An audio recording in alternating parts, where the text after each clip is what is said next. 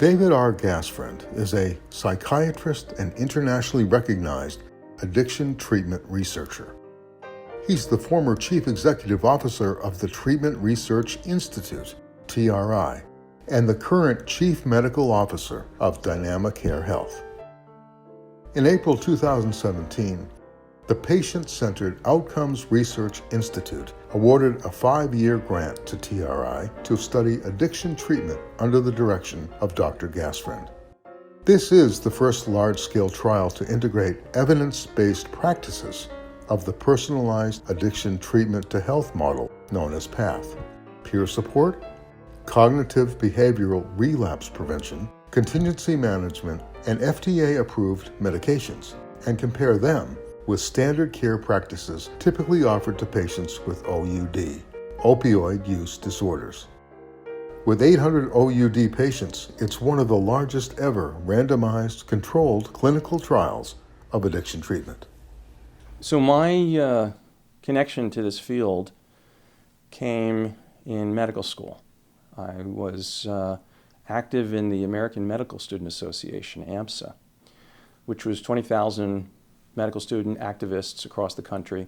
And the leadership was very committed.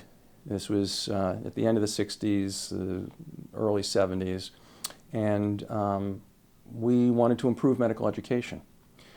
There was a staffer at ASAM, there was a staffer at AMSA by the name of Lori Gorman, and we became boyfriend and girlfriend. And I learned through the relationship that she was in recovery for 5 years from alcohol dependence and physician-induced benzodiazepine, Valium dependence. And she almost died because the physician saw this sweet young thing that was nervous and didn't have a clue that it was alcohol, and put her on Valium, and that worked really well.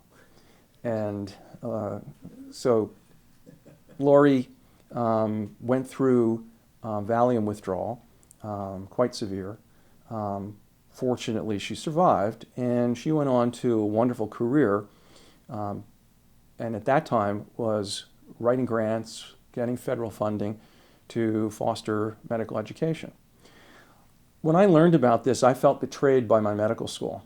I had learned about the liver and liver disease, and I said to her, "Oh, I've learned all about alcoholism," and I told her what I've learned, and she basically said, "So the truth is you don't know shit about alcoholism, right?" And so I started going to AA meetings to learn about it because my professors couldn't teach me a thing.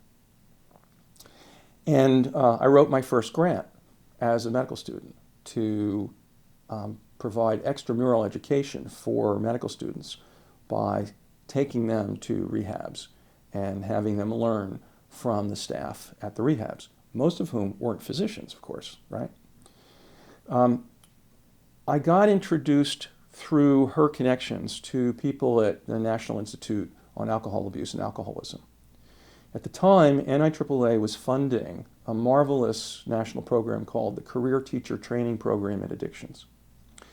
And the Career Teacher Training Program provided funding for 70 junior faculty members to work under senior mentors who did research in addiction and to become the next generation. And that introduced me to people like Dr. David Luce and Dr. Ed Gottheil at Jefferson, and all of these fascinating people. They invited me to come to their annual meeting and talk about what learning about addiction was like from the student perspective in medical school. And I got to talk to the 70 career teachers and the faculty for them, so 150 people, about how little we were learning and how, if we knew, how we were being left bereft of knowledge and skills, we would be upset about it and we would want to fix that. So they welcomed me into the field, and when I graduated, I trained in psychiatry, and I went into the alcohol clinic where my residency was at Massachusetts General Hospital. I went on to the faculty at Harvard Medical School, and I devoted my career to treatment of alcoholism, and we decided the clinic had to expand to drug addiction. Remember, in the early 70s, it was still illegal to treat a person in Massachusetts for alcohol or drug addiction. They were treated, if you can call it that, in jail. So the jails dried people out, and then they were sent out again to become sick all over. So this was by the end of the 70s, and I finished my residency in 1984 and came on the faculty at Harvard and spent 25 years there and developed the addiction research program at Massachusetts General Hospital. And I became frustrated at the inertia in the field and the lack of adoption of science, which was progressing. And I ended up devoting my time increasingly to developing new technologies to leapfrog the obstacles in our field. The first technology I decided to work on was the ASAM criteria. So I became very active in the American Society of Addiction Medicine at the invitation of Jim Callahan, the executive director. This was a society founded by Dr. Ruth Fox back in the 1950s and 60s, and it became a national force for upgrading the quality of care and awareness and lobbying at the federal level. And so leadership like LeClaire Bissell, Max Schneider, people who are gone now, but who really fostered that whole first generation of the faculty, the people who started the fellowships in addiction psychiatry and addiction medicine.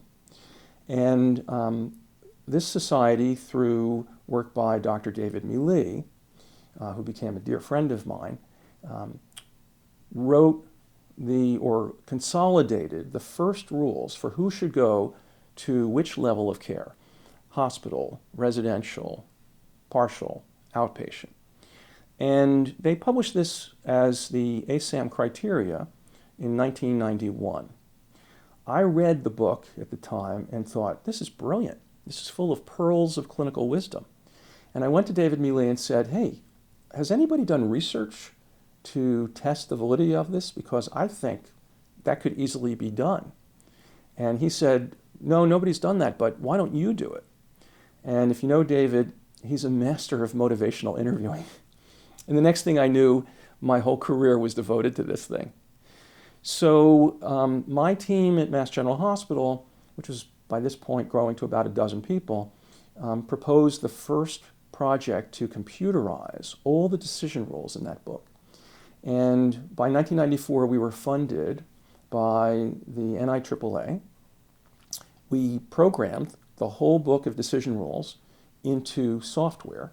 This became a structured interview that guides the counselor to ask all the questions you need for a biopsychosocial interview, all 6 dimensions of ASAM's measurement. And then the decision algorithm spits out the exact level of care that the patient needs to do, ideally, best in their outcomes. And then we did a whole series of research studies to see, does it actually work? And we started seeing in every study a signal that it worked, that matching does better than mismatching to a lower level of care. We also found that mismatching to a higher level of care is not just more expensive than it needs to be, but in some cases can have worse outcomes. So insurance companies and states decided to pay attention to this. And by the year 2000, about 35 states in America were endorsing the ASAM criteria for patient placement. At that point, SAMHSA, CSAT, and people who became officials in the White House Drug Czar's office pulled ASAM into a meeting and said, ASAM, you've got to release this to the field. You have states all over the country that are bastardizing these criteria and putting out one-page checklist sheets that say that they are the ASAM criteria, and it's not working, and you got to fix this. So I was on the board of directors of ASAM at this time, and the board said to me, will you give us the software?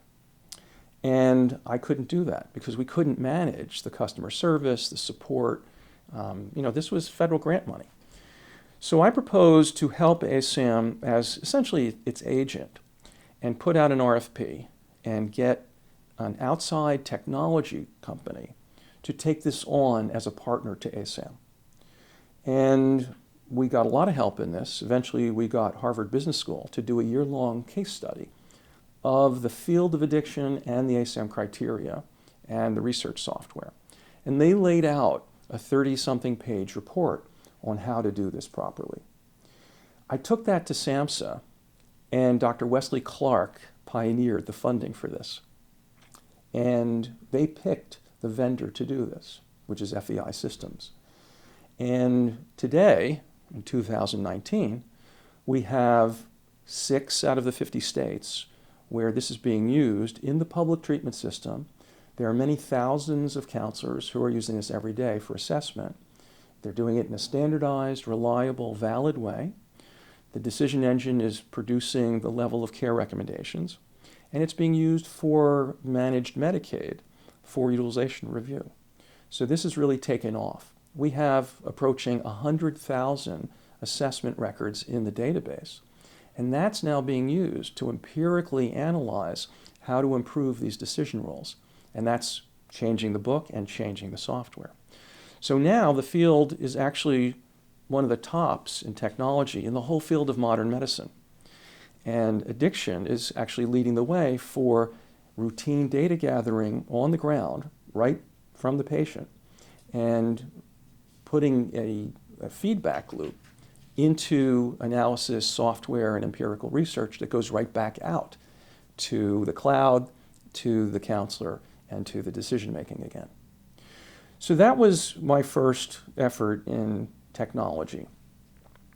I started doing pharmacologic research at Mass General Hospital, and I was approached by pharmaceutical companies, which I wasn't really interested in and didn't particularly appreciate. We didn't allow the marketing in our clinic or in our research center. But they started coming up with an idea that the NIH really wanted them to do. And that is to take the molecule of naltrexone, which blocks the opioid receptor in the brain, and create a long-acting version of that.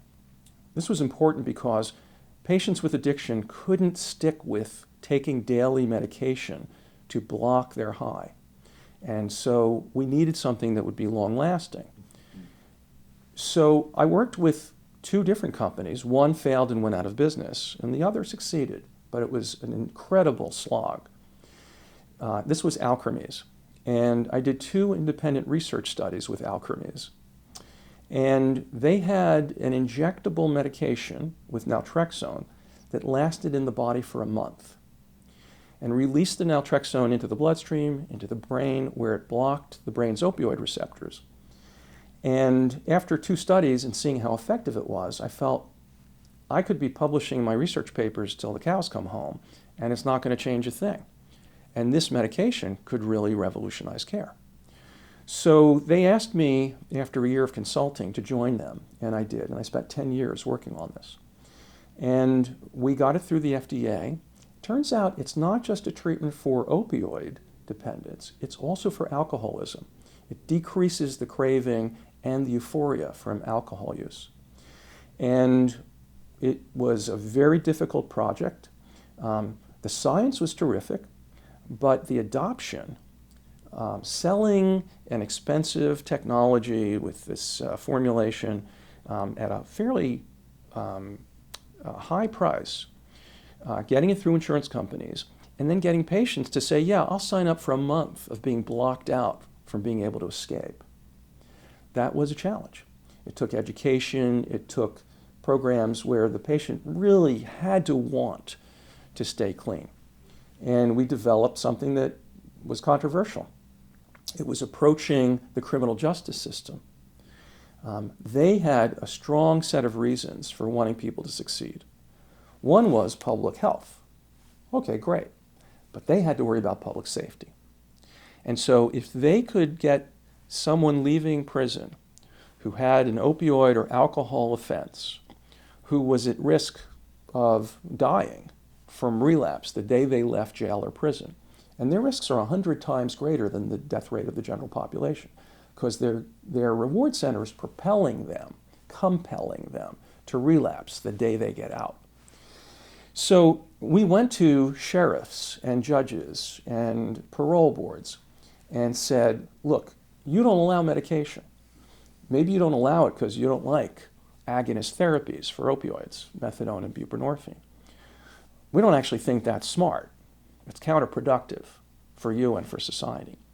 But now there's an alternative that is not an opioid, and it will block someone from getting high for a full month. Would you at least try that? And so my concept was, let's use this formulation to pry open the door of criminal justice.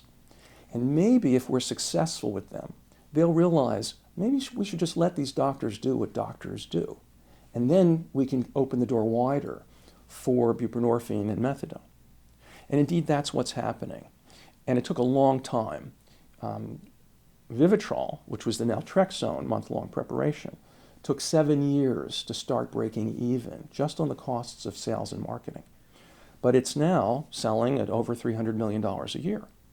And this is not to be a commercial, but to say that you need a corporate entity, a pharmaceutical entity, whose board will commit to that time frame, which almost no pharmaceutical company will do.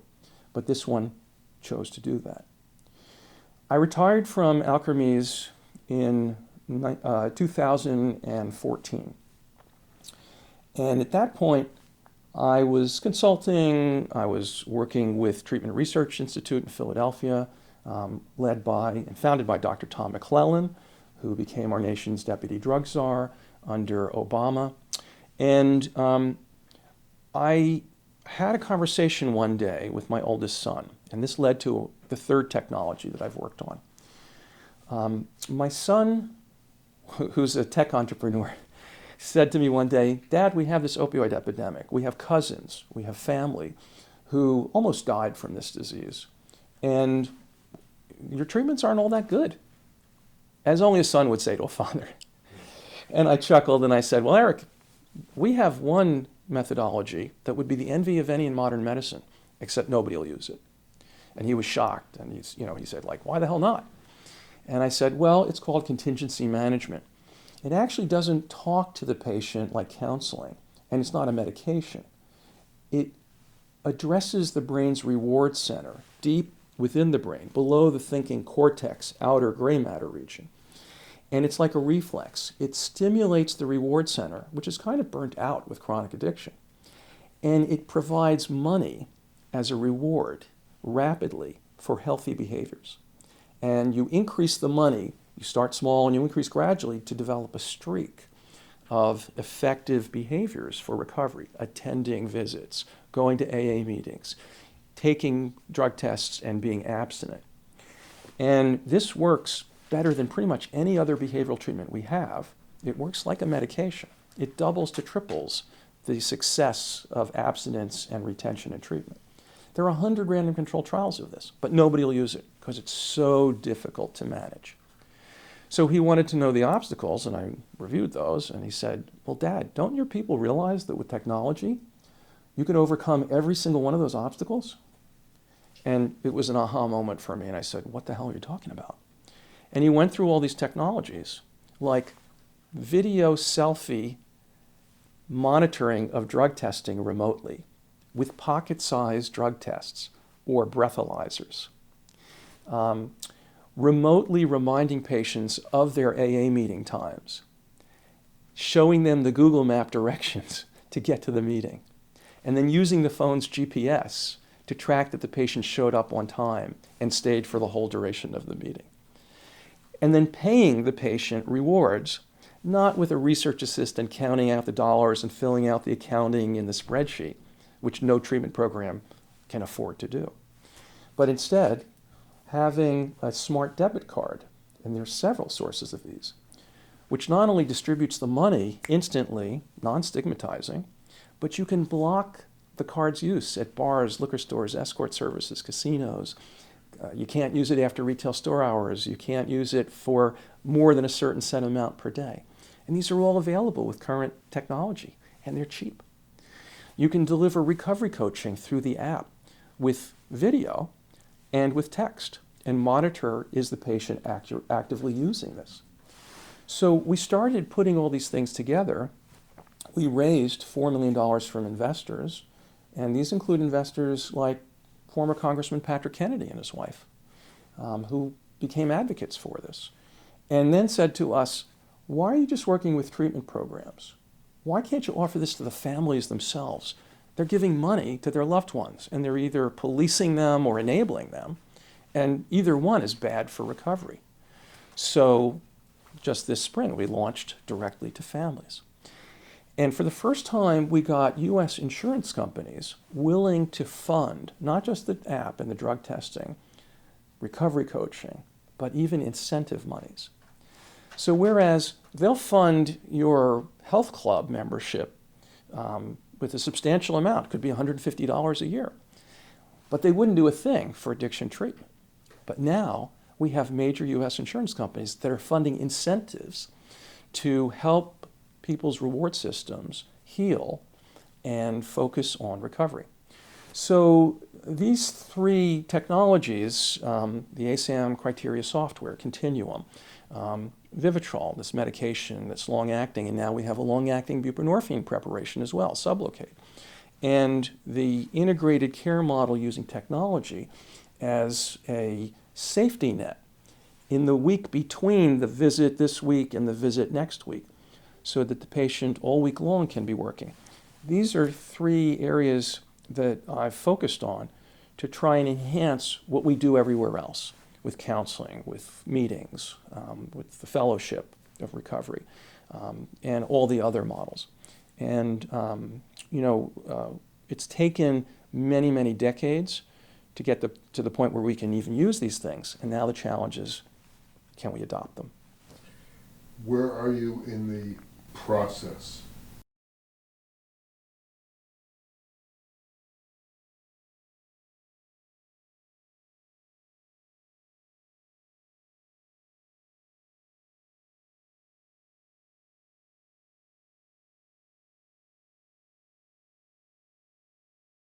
So the adoption of these kinds of technologies is progressing. It's going slowly, but it's definitely happening. The fact that we have tens and tens of thousands of patients across the country getting systematic, quantitative biopsychosocial assessments and decision making for their placements, that is standardizing how insurance companies will cover treatment in the era of parity. So that's great progress. The fact that a drug like Vivitrol, which is very hard for patients to choose to get onto, and you have to be detoxed from opioids to be able to start it. The fact that that's profitable, and the first pharma has proven that a medication like this can be viable in this market, that's driving others to seek to develop new molecules. And NIDA and NIAAA are working hard to reinforce that development. And criminal justice is using medication now all over the country, and it's working. The latest technology I mentioned, this Dynamic Care Health app, we have systems across the United States in pregnant smoking cessation. University of Vermont is using this, and they tripled the rate of women quitting smoking by their delivery. So they took us to Vermont Medicaid, and Vermont Medicaid is now going after funding to study this in their entire system. We have 4 major U.S. insurance companies doing this with us and funding even the incentives. So it's a model that has an effective return on investment that is leading to adoption. Treatment programs, we're here on Cape Cod, where Gosnold on Cape Cod is the largest treatment provider. They've been using this for a year.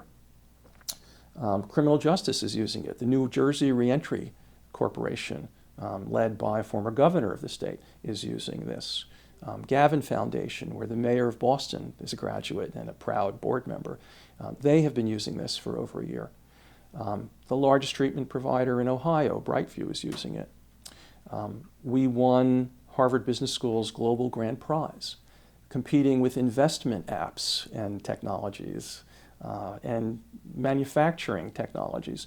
And we won their $75,000 Global Grand Prize this year for an addiction treatment app. The governor of Ohio, John Kasich, who was a former presidential candidate, his opioid competition awarded us their $1 million grand prize. So this kind of advance is getting attention, it's getting financial support. NIDA and NIAAA have both funded this, and many other technologies to enhance addiction treatment outcomes. So the FDA has approved its first addiction technology app, Paratherapeutics Reset. So we're in a new era, and the hope is that the providers will do what they know how to do. The recovery fellowships will do what it knows how to do. But that's a model that's been around for 80 years now, since Dr. Bob and Bill Wilson sat down and talked to one another. We've been doing it the same way since 1935. It's time for a whole bunch of changes. We have a lot of challenges ahead. In the opioid epidemic, we're advancing buprenorphine adoption, but we're not integrating it well with treatment. So what's happening to people who want to get off buprenorphine? And we know that the average duration on buprenorphine from giant insurance company studies where it's covered, the average duration is only about 4 months. Well, that's not how it should be used. It should be long-term. And then it should be discontinued when the time is right. We don't even have criteria for that. So ASAM is going to have to work on that and how to integrate that with longer-term care and learning the coping mechanisms and the recovery lifestyle. That's not well worked out yet for buprenorphine, as good as it is and as life-saving as it is. These apps are developed independently of treatment programs. How are we going to integrate that care? How do we make sure that the counselors get the data that their patient who they think is going great? They're going to 7 AA meetings a week. They're getting their signature card initialed by the meeting secretary. They're coming back and showing the counselor's complacent. I'm doing a great job. I'm a great counselor. They get the app, and we find the patients leaving within 5 minutes of every single meeting. So how do we make sure the counselor's looking at the dashboard and seeing that, oh, my patient's in trouble? I can intervene before the relapse happens because they're budding, they're building up to drinking and drugging, but that hasn't happened yet. So we still have to work all of this out. And that means we've got to collaborate. It's time to collaborate with the payers, the insurance companies. They're willing to start sharing the risk with us and bonusing us as providers for doing a better job. That means we've got to do a better job. So I think we've got a bright future here. It's tragic that it's an epidemic of dying white young people to finally convince society that everybody should be paying attention to this and paying for it. But the field can't just say, great, now at least they treat us better. We've got to treat our patients better. If it works, it's going to feel very gratifying. Right now, it feels very sad that it's taken us so long and that it's still so difficult. It is exciting to see investor money pouring into this field. It's frightening that so much of it is for real estate and not for the quality of care. Addiction is a disease that is eminently exploitable. People are victimized by the illness, then they're victimized by stigma, then they're victimized by exploitation. Our laws, our regulations don't catch up nearly fast enough. If you think about the speed with which Chinese laboratories, 10,000 of them, it's estimated, have marketed fentanyl and related products to kill our young people, this is an absolutely horrifying situation.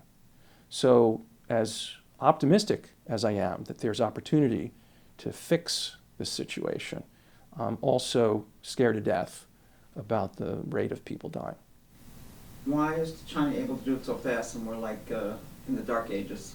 Because we rely on federal regulation to address these kind of problems, customs, inspections, DEA, and we're always behind with the innovations of the dealers, whether it was cocaine to crack in the 1980s or heroin to fentanyl in the 2000s.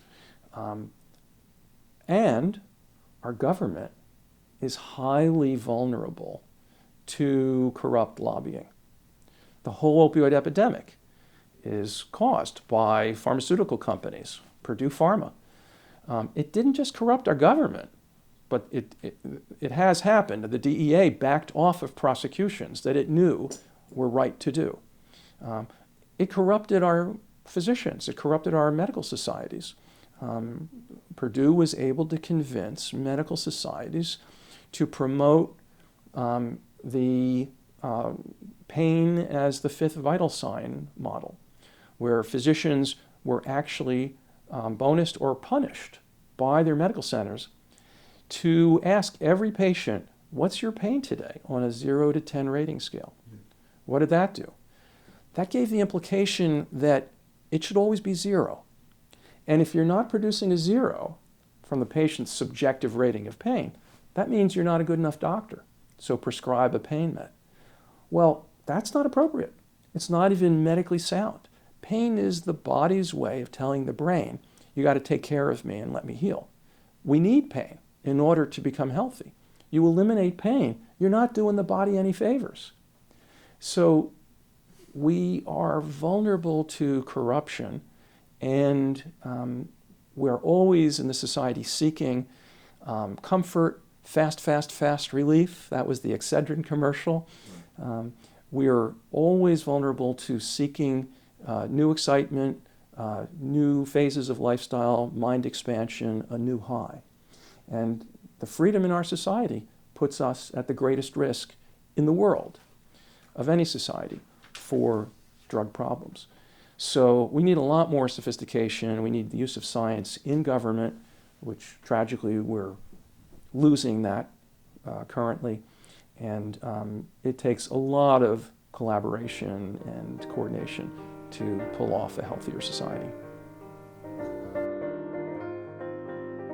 I would like to be remembered as having gotten my son interested in this field so that he can bring the talents of his team, Harvard Business School people, investors, not just interested in putting money into the care of our patients, but money that isn't driven immediately for profit, but is driven for social impact.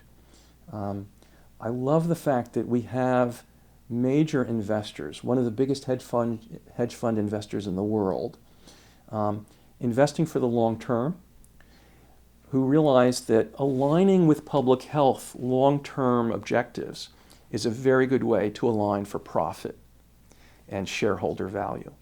And when you think of things that way, then we can all work together. And I have tried to stress that when you start a business, if it's real estate purchasing of treatment facilities or converting hotels into sober living properties, if you're thinking about the quick sale in a year or 2 years and pocketing a big surplus, that's too bad for us. Because if you think about a 10-year plan where you're really impacting with comprehensive, longitudinal, integrated care, I want my legacy to be that we think of addiction outcomes in terms of 5-year success rates. We do that for physician recovery, and we get 80 to 90% successful in 5 years. Oncology does this. Cardiology does this. I want addiction to do this as well. And then we will be a normal, regular, non-stigmatized part of American healthcare.